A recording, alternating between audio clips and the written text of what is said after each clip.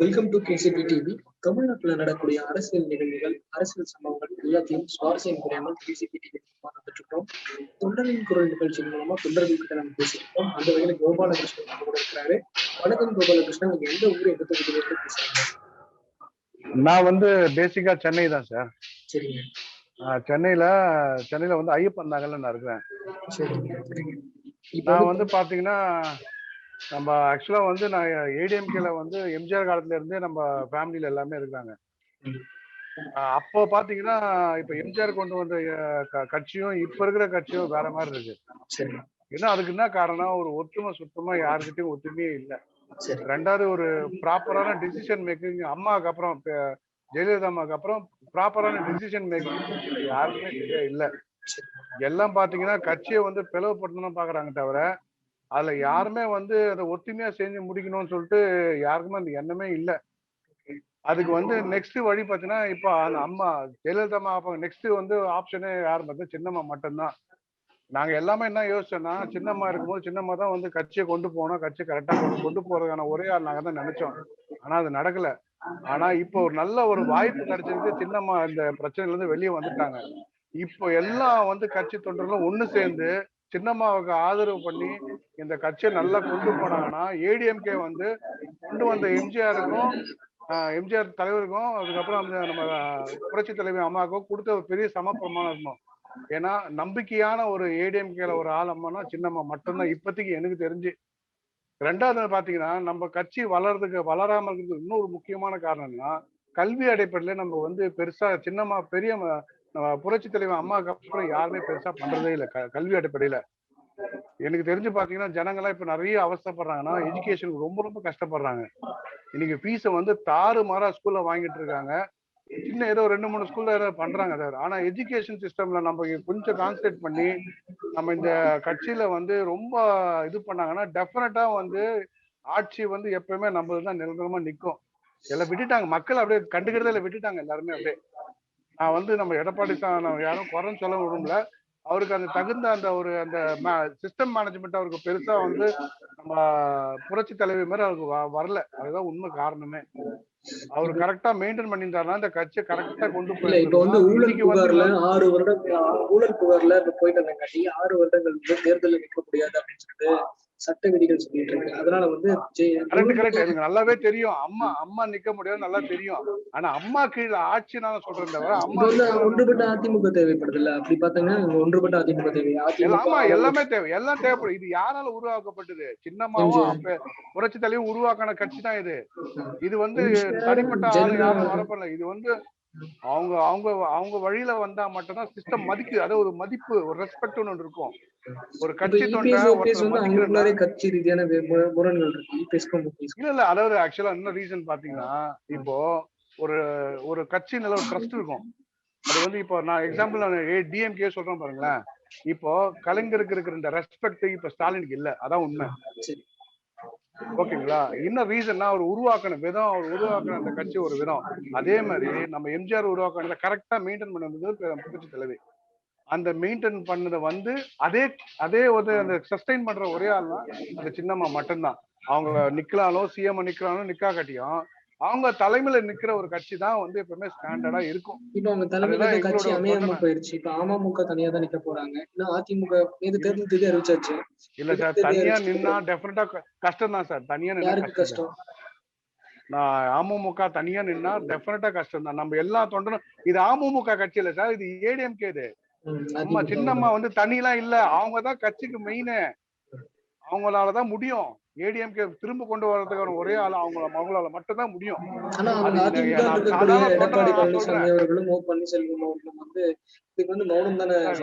எடப்பாடி எங்க இருந்து சார் வந்தாரு? நான் கேக்குறேன், எடப்பாடி எங்க இருந்து சார் வந்தாரு? நான் ஒரு மரியாதை குறைலாம் பேச மாட்டேன். அவர் நம்ம சிஎம். அவரு எடப்பாடின்றது வந்து யாருக்காக கொண்டு வந்தா யாருக்கு தெரியும்? சின்னம்மான்னு ஒரு இல்ல, அவங்க மட்டும் இல்லைன்னா எடப்பாடின்னு ஒரு மூஞ்சி யாருக்குமே தெரிஞ்சிருக்காரு.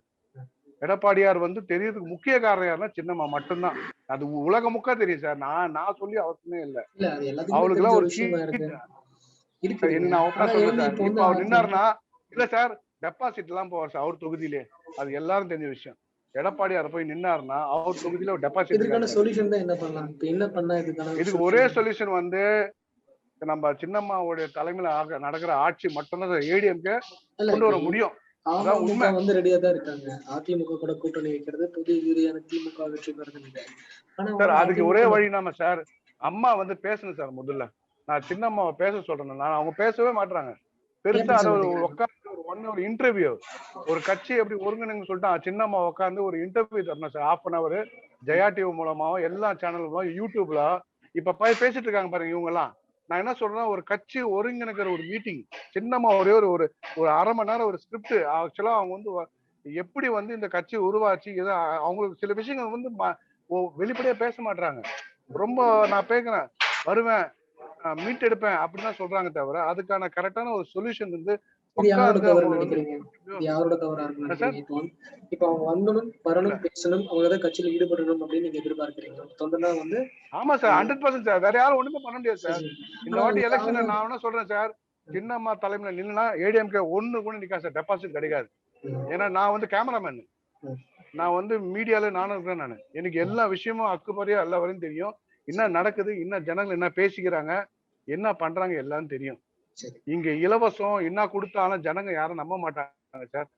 இலவசம் என்னைக்குமே நிக்காது. சரி, இப்ப இந்த யார் வந்து 2021 கட்சியை சட்டமன்ற தேர்தல்ல பொறுப்பா அதிமுக வெற்றி பெறும்னு நினைக்கிறீங்களா? வாய்ப்பே இல்ல சார்.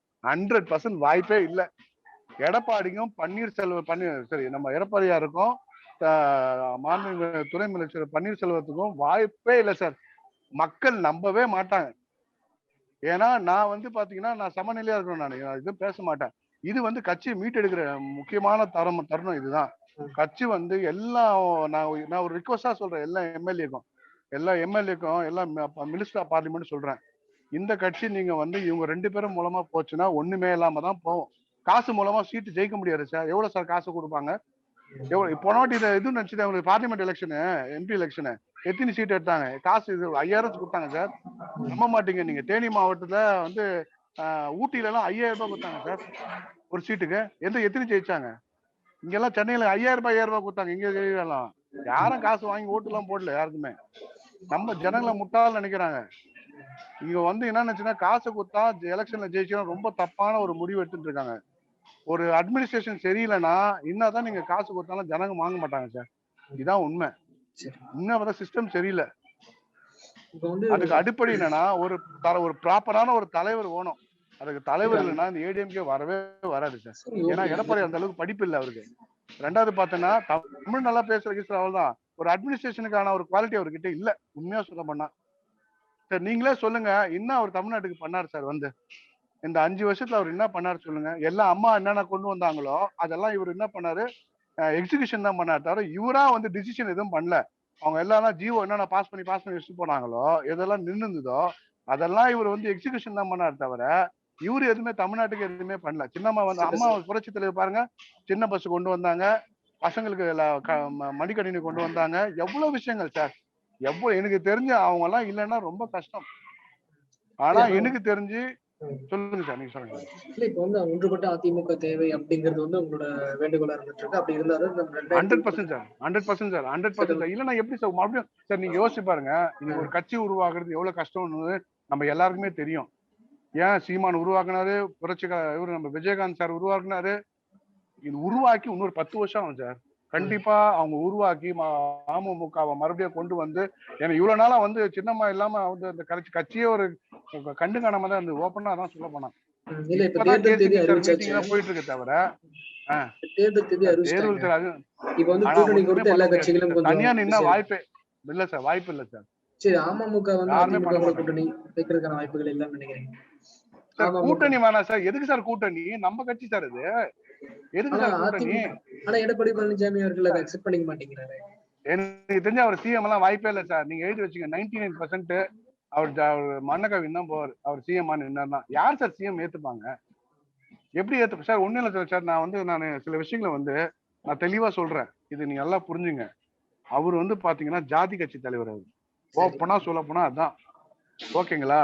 ஒரு கட்சியில ஒரு தலைவர்ன்றது எல்லா ஜாதிக்கும் வந்து பிடிக்கணும். எல்லா ஜாதிக்கும் அக்செப்ட் பண்ணணும். ஓகேங்களா? அப்பதான் வந்து எல்லாரும் அவர் ஏத்துப்பாங்க. உண்மையா சொல்ல போனா அவர் யாருமே வந்து பாத்தீங்கன்னா சின்ன ஜாதி இந்த ஜாதி எல்லாம் வந்து அவர் எதுவுமே செய்யவே இல்லை. ஓகேங்களா. ஆனா ஒரு புரட்சி தலைவர் இருக்கும்போது எல்லாருக்கும் அவங்களுக்கு எல்லாருக்கும் பிடிக்க காரணம்னா அவங்க ஒரு மாதிரி சமமான ஒரு ஆள். அவங்களுக்கு ஈக்குவல் வந்து இந்த அம்மா மட்டும்தான். எனக்கு தெரிஞ்ச அந்த மாதிரி ஆள் இல்லை அவங்க. எனக்கு தெரிஞ்சு ஒரு ஒரு கட்சி ஒரு பேதம் இல்லாம, ஒரு மதம் பேதம் இல்லாம, ஒரு ஜாதி பேதம் இல்லாம ஒரே ஆள்னா புரட்சி தலைவருக்கு அப்புறம் வந்து சின்னம்மா மட்டும்தான். அது ஏன் நான் ஏன் சொல்றேன் சார், இவ்வளவு ஒரு பெயின் அவங்களுக்கு, அவங்கள ரொம்ப எனக்கு பிடிக்க காரணம் நம்ம சார், எவ்வளவு துரோகத்தையும் தாங்கி கூற ஒரு ஒரு ஒரு ஒரு எதையும் தாங்க இதையும் சொல்லுவாங்க பாத்தீங்களா, அது இவங்களுக்கு மட்டும் தான் இருந்திருக்கு. வேற யாரும் தான் வந்தவொடனே பழி வாங்குவாங்க. ஆனா அதெல்லாம் இல்லாம ரொம்ப அமைதியா இருக்காங்க. அதுதான் வந்து அவங்க கிட்ட பிடிச்சதே. அவங்க கிட்ட இருக்கிற குவாலிட்டியே அது ஒண்ணுதான் அவங்களுக்கு எனக்கு ரொம்ப பிடிக்கிற காரணமே. அவங்களை ரொம்ப ஒரு லைக் பண்ண காரணமே அந்த ஒரு அதுதான் ஒரு பேஷன்ஸ். ஒரு தலைவருக்கான முக்கியமான ஒரு குவாலிட்டி அதுதான். தலைவர்னா அவங்க எலெக்ஷன் நிக்கணும் அவசியம் இல்லை சார். பின்னாடி சார் சோனியா காந்தி அம்மா எப்படி சார் வந்து பின்னாடி நின்னாங்க. இப்ப என்ன நிலைப்பாடுல இருக்காங்க? பின்னாடி நிக்கட்டும் சார். சார் இப்ப என்ன நிலைப்பாடுல இருக்காங்க? இப்ப தேர்தல் தேதி அறிவிச்சாச்சு. இப்ப வந்து ஏப்ரல் 6 தேர்தல் நடக்க போகுது. இப்ப அதிமுக வந்து அவங்க ஒரு நிலைப்பாடுல இருக்காங்க. பாஜக கூடயும் பாமக கூடயும் கூட்டணி உறுதி பண்ணிருக்காங்க. அமமுக என்ன ஸ்டாண்ட் எடுக்கிறாங்க? அவங்க அடுத்துதான் என்ன நகர்வு நடத்துவாங்க? இல்ல சசிகலாவின் பங்களிப்பு எந்த அளவுக்கு இருக்கு?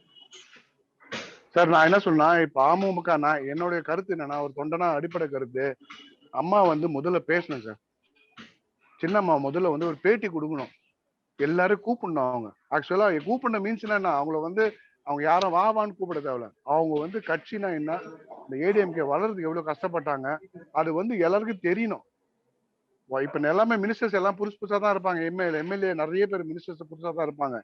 அம்மா முதல்ல பேசணும் சார். நாங்கெல்லாம் கேட்கணும் சார். எம்எல்ஏ முக்கியம் இல்ல சார், நாங்க இருக்கிறோம் சார் தொண்டனுங்க. அவங்க எதுக்கு சார் எம்எல்ஏ? நாங்க ஜெயிக்க வைக்கிறோம் சார். அவங்களுக்கு அவங்க நின்று பேசினாலே போறோம் சார். நின்று எங்களுக்கு ஒரு பேட்டி கொடுத்தாலே போறோம் சார். ஜனங்களுக்கு முதல்ல தெரியணும் சார். எத்தனை சார் 300 சார் புரியல. இப்ப வந்து ஒன்றுபட்ட அதிமுக அமைய வேண்டும் சொல்லிட்டு திரு கே.சி. பழனிசாமி அவர்கள் பல்வேறு வகையான முன்னெடுப்புகள் எடுத்துட்டு இருக்கிறாருல்ல, அவரும் பல்வேறு வகையான விஷயங்கள் பண்ணிட்டு இருக்கிறார், தொண்டர்கள் பேசிட்டு இருக்கிறாரு. இதை பத்தி உங்களோட கருத்து என்ன சார்? நல்ல விஷயம் தான் சார். இந்த மீட்டிங் ஜூம் மீட்டிங்லாம் இதை நீங்க எப்பவே ஸ்டார்ட் பண்ணிருக்கணும் சார். நிறைய பேர் வந்திருப்பாங்க. இது ரொம்ப எனக்கு தெரிஞ்சு டூ டிலேன்னு நினைக்கிறேன் நான். இந்த ஜூம் மீட்டிங் நம்ம கேசிபி சார் பேசுறது இதெல்லாம் வந்து எனக்கு ரொம்ப டிலேவான்னு தோணுது. நம்ம அந்த இதுல ஜெயிச்சோம் பாருங்க, குளத்து நம்ம இந்த இது ஆர்கே நகர், அப்பத்துல இருந்து இது இன்னும் கொஞ்சம் எழுச்சியா இருந்திருக்கணும் சார். நான் நிறைய வந்து மெம்பரை உள்ள கொண்டு வந்திருக்கணும். ரொம்ப நம்ம டிலே பண்ணிட்டோமோன்னு ஒரு மனசுக்குள்ள தோணுது. ஓப்பனா சொல்ல போனா பெருசா ரீச் இல்லை சார். நம்ம அந்த ஏடிஎம்கே அந்த பிராண்டுக்கும் அமமுக பிராண்டுக்கும் நிறைய ஒரு பெருசா இன்டர் கனெக்டே இல்லாம இருக்குது. நான்லாம் பாத்தீங்கன்னா உண்மையா சொல்ல போனா நான் சின்னம்மாக்காக தான் அந்த கட்சிக்காக வந்தேன். நான் வந்து ஏஐடிஎம்கேன்னு வரல. நான் சின்னமான ஒரு மனுஷிக்காக தான் நான் வந்து ஜாயின் பண்ணி தான். ஓப்பனா சொல்ல போறேன்னா தினகரன் சார் கூட எனக்கு அவ்வளவு இல்லை. ஏன்னா நான் அவங்கள ரொம்ப வருஷமா நான் பாத்துட்டு இருக்கேன். ஏன்னா எம்ஜிஆர் நாங்க வந்து ரொம்ப வருஷமா அவங்க ஃபேமிலிக்கும் நல்லாவே தெரியும். எங்க பெரியப்பா வந்து பாத்தீங்கன்னா பக்ரி மாவட்ட செயலாளர் எம்ஜிஆர்ல நம்ம புரட்சி தலைவர் அம்மா கூட இருந்தவர், எம்ஜிஆர் கட்சியில இருந்தவர். எங்க மாமா பாத்தீங்கன்னா நடராஜன் சொல்லிட்டு அவரும் மாவட்ட செயலாளர். நம்ம சின்னம்மாக்கு ரொம்ப நெருக்கமானவர் அது மாவட்ட செயலாளர். ஸோ அந்த வழி நாங்கெல்லாம் வந்தோம். அவங்கள பத்தி நல்லா தெரிஞ்சதால தான் நான் அவங்களுக்காக தான் அந்த கட்சிக்கே நான் வந்தேன். இல்லைன்னா நான் கட்சியே வேணாம் ஒதுக்கிட்டு இருப்பேன். அமமுக ஜெயிக்கணும்னா ஒரே வழிதான். இல்ல சார், ஒரே வழிதான் சார் இருக்குது. இப்போதைக்கு பாத்தீங்கன்னா அமமுக கட்சியில வரணும்னா இருக்கிற எம்எல்ஏ எல்லாமே நம்ம பக்கம் கொண்டு வருதுதான்.